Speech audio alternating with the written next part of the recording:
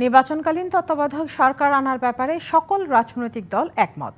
তত্ত্বাবধায়ক সরকার গঠন প্রক্রিয়া নিয়ে আলোচনার মাধ্যমে কমিশনে সংশোধিত সমন্বিত প্রস্তাব দেবে দলগুলো।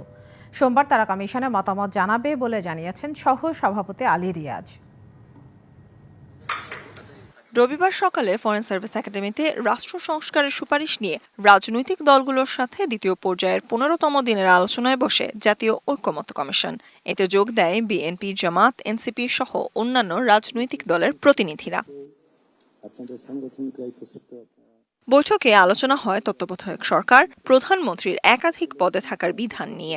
আলোচনায় তত্ত্বাবধায়ক সরকার বিষয়ে কমিশনের দেয়া প্রস্তাবের ভিত্তিতে প্রায় সব রাজনৈতিক দল একমত হলেও চূড়ান্ত ঐক্যমতে পৌঁছাতে পারেনি। পরে দলগুলোর প্রস্তাব কমিশনে জানানো হবে বলে জানিয়েছেন কমিশনের সহ সভাপতি আলী রিয়াজ। বৈঠক শেষে বিএনপির স্থায়ী কমিটির সদস্য সালাউদ্দিন আহমেদ বলেন, দলীয় প্রধানের প্রধানমন্ত্রী হওয়ার সুযোগ রাখা উচিত বলে মত দিয়েছে তার দল। তত্ত্বাবধায়ক সরকার পদ্ধতি আদালতের মাধ্যমে পুনঃপ্রতিষ্ঠা পাবে বলেও আশা ব্যক্ত করেন তিনি। সেই দুটো ক্ষেত্রেই আমরা আশা করি যে তত্ত্বাবধায়ক সরকার পদ্ধতি আদালতের রায়ের মাধ্যমে পুনঃপ্রতিষ্ঠিত হবে। প্রধানমন্ত্রী এবং তার সাথে সংসদ নেতার ভূমিকাটা প্রায় অঙ্গাঙ্গিভাবে জড়িত। এই দুই ক্ষেত্রে একত্রে প্রধানমন্ত্রী এবং প্রধানমন্ত্রী লিডার অব দি হাউস থাকতে কোনো অসুবিধা নেই।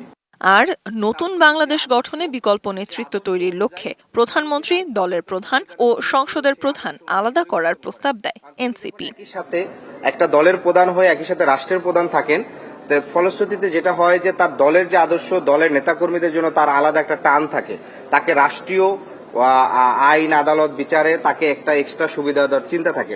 একই সাথে একটা দল কখনো বিকল্প নেতৃত্ব তৈরি হয় না। আবারও নির্দিষ্ট সময়ের মধ্যে জুলাই ঘোষণাপত্র তৈরি করার প্রত্যাশার কথা জানিয়েছে commission. Sultana Swarna, DBC news, Dhaka.